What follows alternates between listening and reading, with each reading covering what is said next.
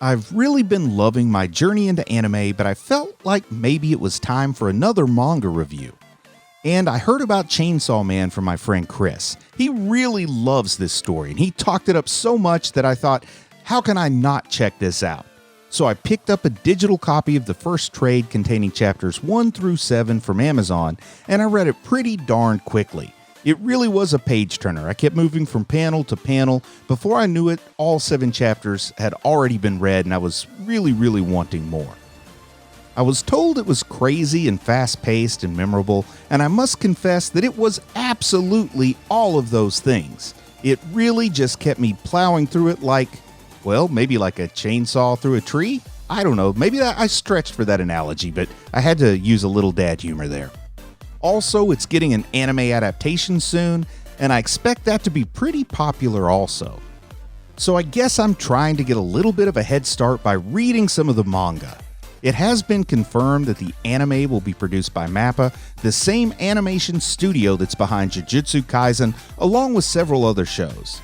And Chainsaw Man the manga is written and illustrated by Tatsuki Fujimoto, a young guy, and when I say a young guy, I think he's in like his early to mid-20s, which is pretty young to an old person like me. But he had previously made a story called Fire Punch that won a few awards, so people had some high hopes for him, and I don't think he's disappointed anyone with Chainsaw Man. Now, before I go any further, I do want to say that this review will have spoilers, so if you want to avoid those, go ahead and stop the video now. But if you're cool with spoilers for these first 7 chapters, then please watch on. Now, it's not really a secret what the influences for this manga are. The manga creator Fujimoto himself said, and this is a quote, "Chainsaw Man is like a copycat of Dorohedoro and Jujutsu Kaisen." Also, I've seen some folks mention that he additionally listed the Texas Chainsaw Massacre as an influence. So I guess a man made out of chainsaws? Yeah, I can see that connection.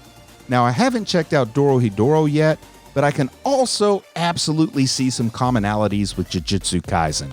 I mean, it's the story of a teen boy who's merged with a supernatural entity, and then the devil hunters, well, they're sort of like Jujutsu sorcerers. And then, of course, the source of power and the source of the existence is very similar for both Jujutsu Kaisen's curses and Chainsaw Man's devils. But the story of Chainsaw Man is bizarre to say the least. It also has a twist at every turn and turns at every twist. The triple cross is to be expected, you should trust no one, and remember that absolutely everyone is lying all the time. Boiled down to its simplest components, it's about a teen boy named Denji. And unfortunately for Denji, he inherited his dead father's debt, and he has to get by with almost no food and doing whatever he can to get money to pay the debt. He sells a kidney, he sells one of his eyes, he even has to sell half of his family jewels, if you get what I'm talking about. At one point, he's so desperate he eats a cigarette for money, and eventually, well, he ends up hunting devils for bounties, which he then hands directly over to the Yakuza. He has one particularly useful aid in his devil hunting though. He has a devil on his side. You see, Denji saved the life of a dog chainsaw hybrid devil named Panchita, who in return serves Denji loyally in his devil hunting skills. When Denji is set up by the Yakuza and he's overwhelmed by zombie devils, and then he gets torn limb from limb, well, Panchita the chainsaw dog repays the life-saving favor by merging with Denji. The dog quite literally becomes his heart, and he restores him to life with a new quirk. Denji now has a ripcord in his chest that he can pull to become Chainsaw Man, a humanoid creature with chainsaws coming out of his arms and face. In Chainsaw Man form, he can easily make short work of most of the devils he faces. Now, from the best I can understand in these first 7 chapters, the way to turn him from Chainsaw Man back into Denji is by giving him a hug.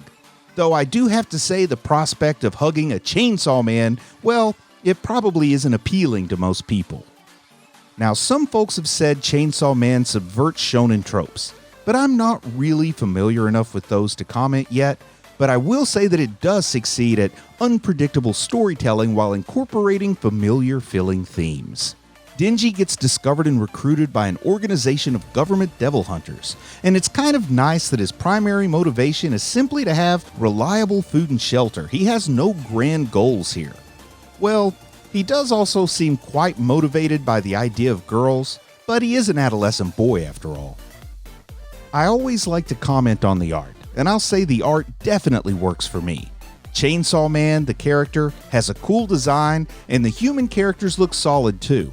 And it has good, smooth tonal shifts in the visual style from action to horror to comedy to drama. It really has pictures that always seem spot on to match the words. And there's this incredible looking monster, well, I guess technically it's a devil, but you get the idea, in Chapter 7. Also for me, art in a story like this has to walk a fine line between being engaging and becoming off-putting. But I've got to say, for a story that's about destroying devils with chainsaws, the gore isn't off-putting. It seems to strike that balance perfectly, and I'm super happy with it, and I don't think it's going to turn anybody off. I do suppose one criticism I have that's probably worth mentioning is that Denji's adolescent motivation is a little too adolescent for this old guy's taste. But I do have to admit that I did find it funny the extremes Denji would go to.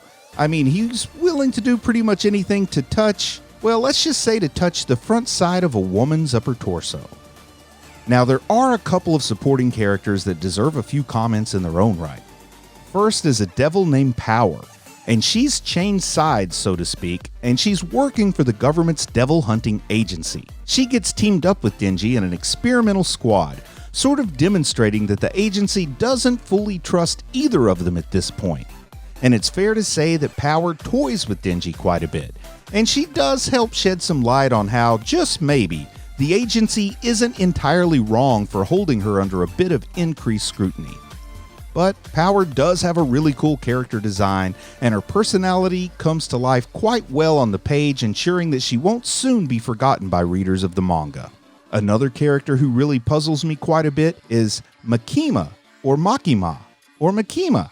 I don't know, I'm going to say Makima. She's the director of the Devil Hunting Agency's Division 4, and she is the one who directly recruits Denji into the squad. At times, I'm convinced Makima is quite a valuable mentor and genuinely cares about Denji, but she's also a manipulative master who quite literally treats him like a dog. I mean, she calls him her pet, and she instructs him to answer questions with either yes or woof. I can tell these first 7 chapters are only the tip of the iceberg for an incredible story, and I recommend it without reservations to any fans of action-based manga or comics. Now, admittedly, the premise is far from original, but the storytelling and character designs feel absolutely fresh to me. MAPPA recently dropped the first trailer for the anime, and it looks amazing. I don't know when it will premiere, but I will be eager to watch it as soon as possible. I think reading at least the first 7 chapters of Chainsaw Man will get you in a great place for the anime, but really, reading it, well, that's a pleasure all its own, so I hope you check it out. Oh, and also, Chris, the friend who recommended Chainsaw Man to me. We do an audio podcast together. We've changed the format of the show from talking mostly about comics to one discussing anime and manga, so you really might like to check it out. It used to be called Chubby Wizard, but now it's called Anime I.O., and you can find it on Apple Podcasts or pretty much wherever you go to listen to podcasts. I hope you give it a try, and I'll talk to you again soon.